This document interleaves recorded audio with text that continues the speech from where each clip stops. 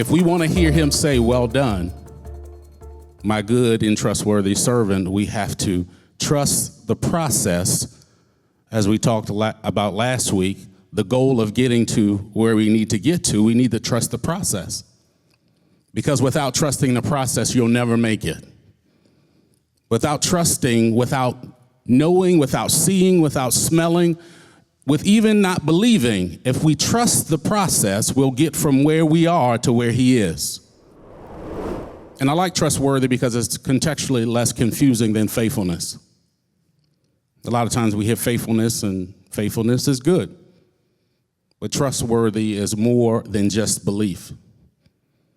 Trustworthy is, I'm going to trust when I can't see, when I can't hear, when I can't smell, when I don't understand. Lean not to your own understanding. In all your ways acknowledge him, and he will direct your path. It's trust. But it's not trusting in you, it's trusting in him. I want you to know that we serve a trustworthy El. And we just read, and it says in his word, and you shall know, you should have a relationship with him. You should know that Yahweh, your Elohim, he is Elohim. That is the beginning. The beginning of knowing is knowing who he is. Because knowing who he is, it doesn't really matter about anything else as long as you know who he is. In reference to knowing in relationship, he's the greatest relationship we need to be cultivating. The greatest relationship we need to be investing in is that a relationship with him, because he is the Elohim. Trust the process. I'm trusting that he knows because I don't. I'm trusting in the relationship, not in what I think, not leaning to my own understanding. Because I tell you, if I was left to my own demise and my own thinking, I would not be standing here. And I definitely would not be married to that woman if I was left to my own understanding, my own stinking thinking. But he said his plans are for peace and not of evil. Some people have plans, and the only evil about it is the fact that he's not involved in it.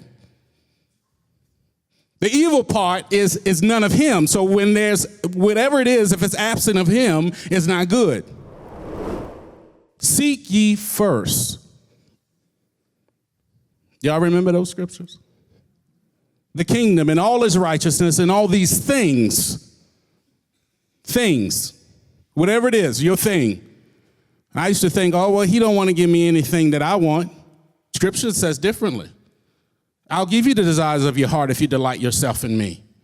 If you start getting excited about the plans and expectancy in the future I have for you, I'll open up the windows of heaven and pour you out a blessing you're not able to receive. If you trust the process. But can he trust me? I want to be trustworthy. I'm looking for the Creator to call me trustworthy, to say, well done, my good and trustworthy servant, but I'm not looking for my boss to say I'm trustworthy. Am I not holding up that same standard when I'm at work? And it doesn't matter if you work here or you work at McDonald's. You still should be upholding the same standard of ethic from the Creator, that I'm going to be trustworthy, I'm going to be loyal, I'm going to be faithful, I'm going to believe and do what they ask me to do because I have a goal. It's called a paycheck. Or maybe like Deidre, it's a promotion. I'm trying to get somewhere, okay? Trust the process. Do you know the process may not look like you think it's going to look? It might be totally opposite of what you think it should look like or you think it should be. That's why trusting Elohim is the greatest trust you could ever have, because it's not based on you at all. Only part you have to do initially to start it is to trust it and to go through it. Stop trying to pray your way out the process. If you don't go through the process, you don't grow. If you don't get clipped and pruned, you don't grow. You'll stay where you are, your abilities will not be used, and you'll be dried up and get thrown into the fire. Stop praying your way out the process. Oh, Lord, please, if you said you never put more on me than I could. Guess what?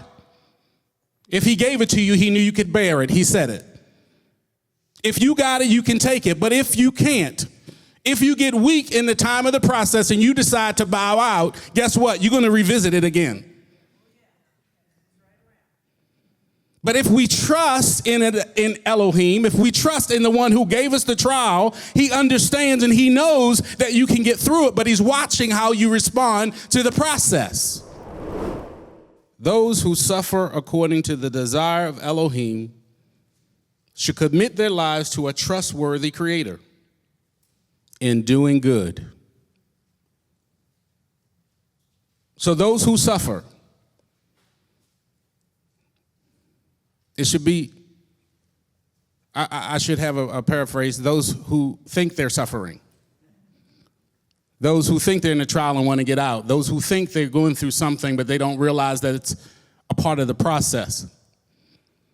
Sometimes looking at things differently can change how you think about it. Just thinking about it or looking at it from a different angle can change your thoughts about it.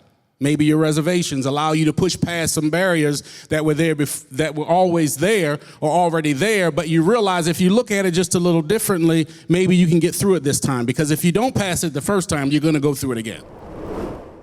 Trust the process. When that day comes, will you be ready? If he calls you, will you be ready?